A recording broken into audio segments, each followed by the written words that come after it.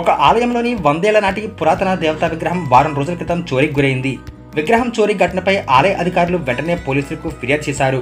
150 ఏళ్ల నాటి రాధాకృష్ణ విగ్రహం కనిపించకపోవడంతో మనస్తాపం చెందిన ఆలయ పూజారి నిరాహార దీక్ష చేపట్టారు. ఈ క్రమంలోనే ఊహించిన సంఘటన చోటు చేసుకుంది. ఆలయంలోని చోరీకి గురైన పురాతన విగ్రహాన్ని తిరిగి ఇచ్చేశారు సదరు దొంగ. దాంతోపాటు క్షమాపణ లేఖను కూడా గుడిలో పెట్టి వెళ్లిపోయాడు. తాను చేసిన నేరానికి క్షమాపణలు కోరుతూ క్షమాపణ లేఖను ఆలయం గుమ్మం వద్ద వదిలిపెట్టాడు. ఉత్తరప్రదేశ్లోని ప్రయాగ్రాజ్ జిల్లాలో ఈ సంఘటన జరిగింది. పూర్తి వివరాల్లోకి వెళితే ఉత్తరప్రదేశ్లోని ప్రయాగ్రాజ్ జిల్లాలో జరిగింది ఈ విచిత్ర సంఘటన. సెప్టెంబర్ 23న నవాబ్గంజ్లోని రామ్ జానకి ఆలయంలోని 100 ఏళ్ల నాటి అష్టధాతువు రాధాకృష్ణ విగ్రహం చోరీకి గురయ్యింది. ఓ దొంగ గుడి తలుపు తాళం పగలగొట్టి రాధాకృష్ణ విగ్రహాన్ని ఎత్తుకు వెళ్లాడు. ఆలయ పూజారి ఫిర్యాదు మేరకు నవాబ్గంజ్లోని పోలీస్ స్టేషన్లో కేసు నమోదు చేశారు. అయితే వారం రోజులు గడిచినా పోలీసులు ఆ విగ్రహాన్ని గుర్తించలేకపోయారు. కాగా పురాతన దేవతా విగ్రహం దొంగతనం పట్ల ఆలయ పూజారి తీవ్ర మనస్తాపానికి గురయ్యారు.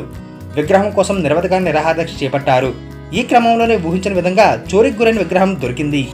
ఆలయం దొంగతనం జరిగిన వారం రోజుల తర్వాత జాతీయ రహదారిలోని గౌఘాట్ లింక్ రోడ్ వద్ద ఒక గుర్తు తెలియని గోనె సంచి మూట ఒకటి కనిపించింది. అది చూసిన స్థానికులు అనుమానంతో తెరిచి చూడగా అందులో చోరీకి గురైన విగ్రహంతో పాటు ఒక లెక్క కూడా ఉంది.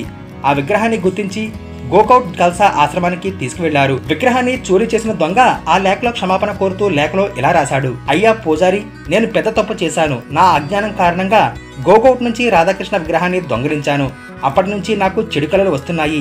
నా కుమారుడి ఆరోగ్యం కూడా క్షీణించింది. కొంత డబ్బు కోసం నేను నిజంగా తప్పు చేశాను.